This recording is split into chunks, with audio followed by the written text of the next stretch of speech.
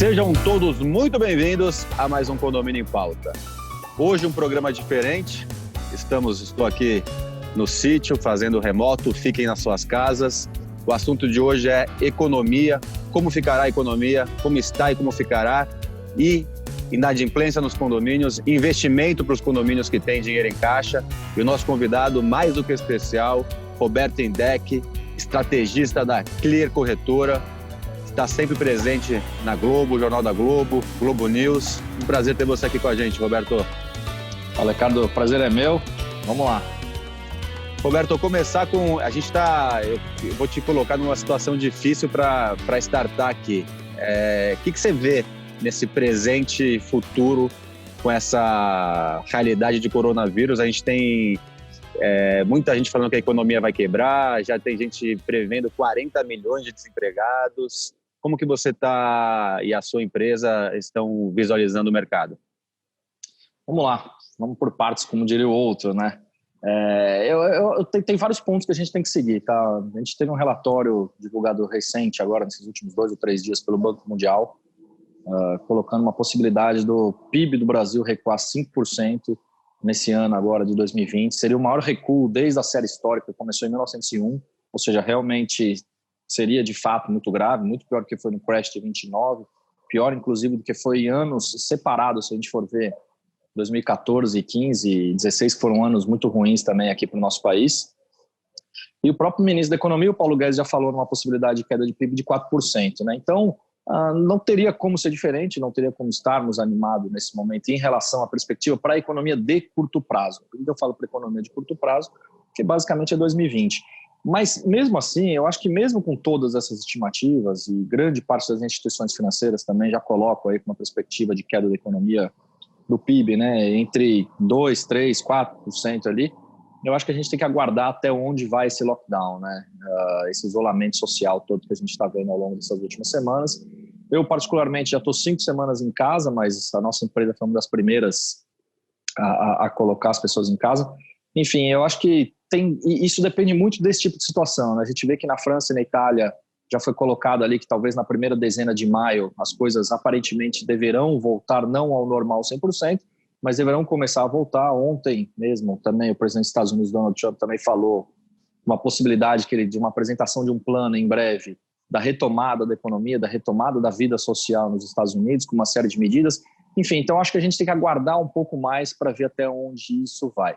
Se isso vai até o final de abril, se isso vai pegar maio, se isso pega junho, até porque a gente teve entrevista do ministro Mandetta no último domingo no Fantástico, falando que o pico da doença, que antes seria em abril, aí foi colocado para maio, agora poderia ir para até junho. Enfim, então eu acho que assim, é um ponto de interrogação muito grande em qualquer tipo de perspectiva de economia que a gente possa falar daqui para frente. A única coisa que a gente sabe é que vai ser ruim, isso é fato, isso já está dado, isso é muito claro, enfim, então a gente precisa aguardar um pouco mais. E a dúvida, então, nesse momento seria o quanto ruim vai ser a economia. A gente já sabe que 2020 vai ser ruim, e acho que a influência não é só Brasil, né? O que acontece fora do Brasil reflete para a gente, né?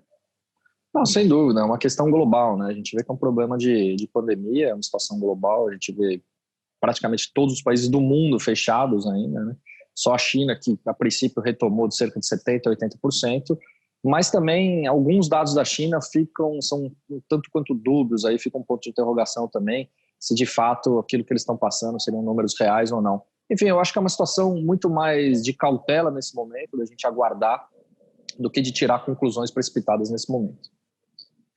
Ontem eu li uma notícia de que 1 milhão de empregados brasileiros já foram afastados com a MP do governo, com a possibilidade de afastamento.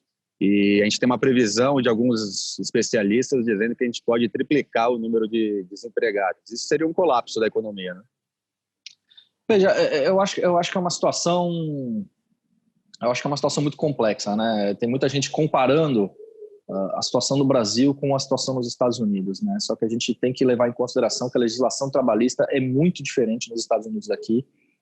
Nos Estados Unidos a gente tem dados de seguros de auxílio-desemprego semanal, e esses dados realmente têm vindo assim, extremamente elevados, né? Cerca de 6 milhões de americanos pedindo auxílio-desemprego semanal, pelo menos isso nas últimas 2 semanas.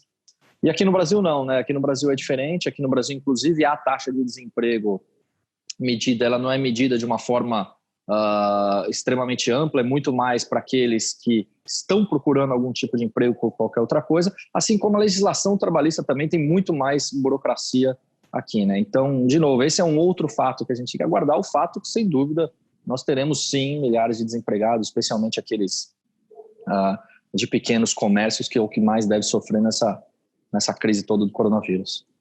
Qual a sua opinião sobre essas medidas econômicas, medidas feitas por MPs ou por legislação que estão sendo feitas recentemente aqui no Brasil? Você acha que estão acertadas ou você pensa um pouco diferente? Não, o governo tem agido de uma maneira bastante correta, né, em todas as formas como podem. É claro que aquele auxílio emergencial de R$600 por pessoa, eu acho que isso é um início, mas é até onde realmente a gente pode ir, né? O Brasil não é um país tão rico quanto os países desenvolvidos, como os Estados Unidos. Algumas coisas têm sido anunciadas lá muito diferentes daqui. O Banco Central também tem trabalhado de uma forma extremamente correta, provendo liquidez aos bancos. A grande ideia é que os bancos comecem também a repassar, né? É isso que eu acho que tem um gargalo muito grande ainda. São dois principais aqui no Brasil. O principal, a questão é burocracia, e a outra questão é o gargalo do repasse dos recursos de crédito dos bancos ao público final, né? Enfim, essas duas questões que a gente tem que amarrar um pouco melhor, mas até agora o governo tem agido de uma forma bastante acertada, na minha visão. Roberto, concordo, e a gente tem visto, aparentemente, com essas medidas, o governo conseguindo segurar um pouco, pelo menos que as pessoas consigam comprar seus mantimentos, consigam sobreviver. Mas, obviamente, que isso está custando um endividamento para a federação. O que isso influencia, esse endividamento, a médio e longo prazo para o Brasil, para a questão econômica? Sem dúvida, isso é uma questão grave, né? Ontem à noite, o Congresso Nacional, a Câmara, mais especificamente, aprovou uma chamada pauta-bomba, né? Com que os estados e municípios possam ter a mesma arrecadação de ICMS e ISS do ano passado, mesmo com essa crise toda, isso sem dar qualquer tipo de contrapartida para o governo federal. É bem possível, o ministro Paulo Guedes já falou que é possível que isso seja vetado. Isso traria um rombo adicional de 90 bilhões. Agora, uma outra questão é uma questão mais humanitária, né? Que é uma questão que, nesse momento, nem as agências de classificação de risco estão levando tanto em consideração essa, vamos chamar assim, essa doação dos governos ao público final, né? Então, esse aumento de dívida seria um aumento de dívida muito mais de curto prazo, e que isso seja controlado a partir da normalização da economia como um todo, que possivelmente deve ser a partir de 2021. Então, de novo, seria preocupante, mas é uma situação extremamente anormal. Então, é muito mais interessante nesse momento a gente ter uma ação humanitária, e a partir de 2021 a gente volta a pensar nessa questão fiscal. O aumento de dívida, na verdade, a reflexão seria o que reflete a questão da diminuição da confiança do investimento do dinheiro externo no Brasil? É muita coisa, médio prazo? Né? É muita coisa. O grande fato é que, se o governo federal não tem dinheiro, ele tem duas situações, né? Ou ele imprime dinheiro e coloca isso em circulação. Isso, sem dúvida, vai gerar bastante inflação. A inflação acaba gerando alta da taxa de juros num médio prazo, vamos chamar assim. Ou a outra situação é que a gente acabe pagando impostos, né? Então, é uma situação bastante complicada essa, mas, de novo, vamos pensar nisso só a partir de 2021, porque isso tem a ver, sim, com a nota de crédito do Brasil, com investimento externo, enfim, com uma série de outras situações. Perfeito. Eu vou mudar de assunto, eu vou chamar um intervalo, e na volta eu quero falar com vocês sobre os condomínios que têm dinheiro. A gente tem condomínio que tem 500 mil reais, 1 milhão, 2 milhões de reais em conta. Não são a maioria, mas alguns condomínios.